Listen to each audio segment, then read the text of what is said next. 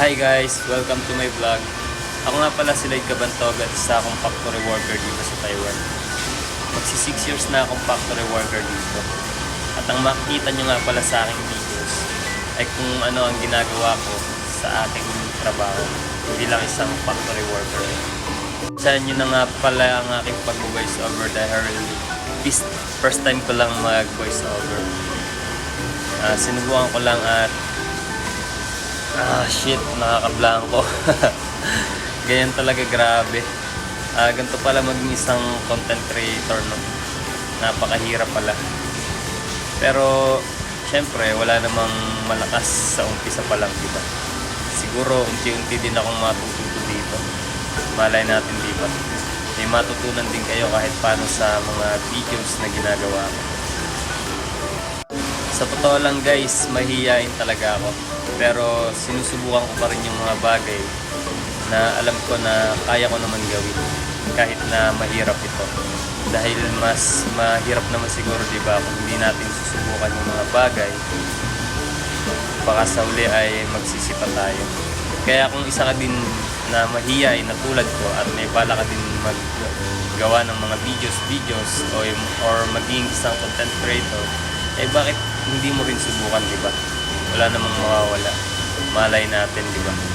Ito pala ang isang bagay na makatulong sa iyo para sa mga susunod na ay meron kang mapapagkakitaan at meron ka din mapapaglibangan.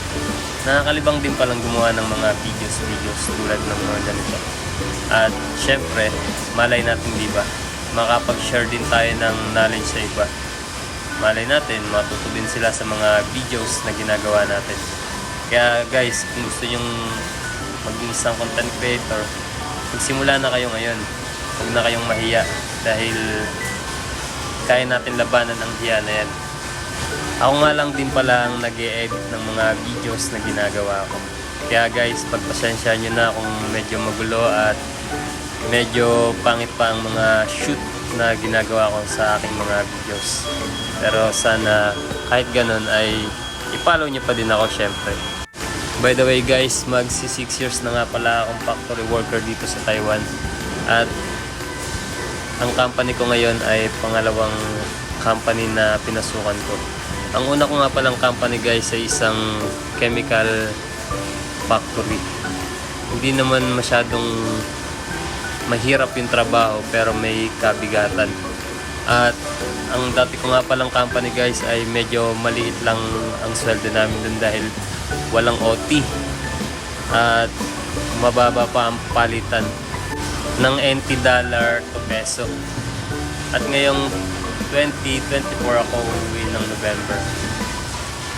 Guys, first time ko palang uuwi ngayong November dahil hindi talaga ako nagbakasyon kahit isang beses kasi malaki daw ang magagastos pag nagbakasyon ka. Totoo naman siguro kasi sa mga naririnig ko ng mga kasama ko na nagbabakasyon sila ng Pilipinas ay sadyang pagbalik nila dito ay sinasabi nila wala na daw silang pera at may utang pa. Kaya sadyang hindi talaga ako nagbakasyon para makaipon din ako dahil nagpatayo ako ng aming bahay at lupa. Dahil sa totoo lang guys, dati pa man ay umuupa lang kami at wala kaming sariling bahay at lupa. Kaya nagpursige talaga ako na mag-ipon para makapagpatayo kami ng aming sariling bahay at lupa at ngayon ay meron na kami nito. At bonus na rin at meron na din kaming sasakyan guys. Yan ang mga naipundar ko sa aking pagtatrabaho dito ng 6 na taon. Papakita ko po sa inyo guys sa aking mga susunod na videos kung ano nga ba ang mga naipundar ko dito sa aking pagtatrabaho sa loob ng 6 na taon. Kaya sana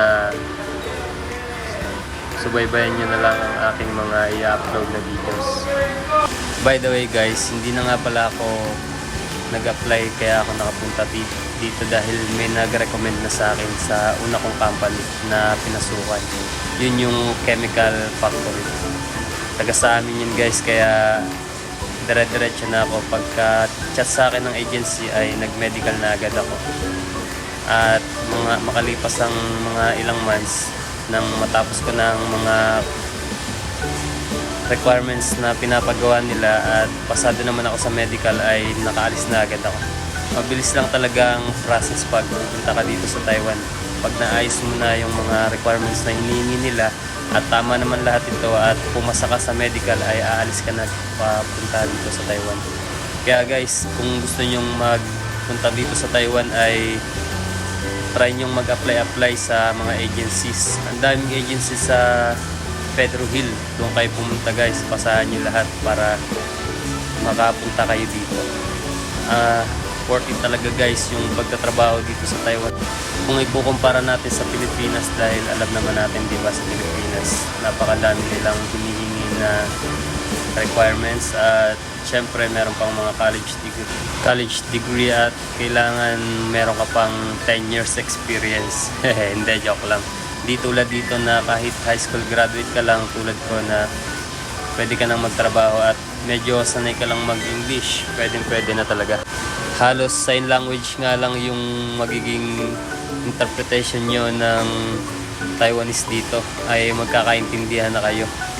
Basta marunong ka lang din bumasa at sumulat, goods na goods ka na dito.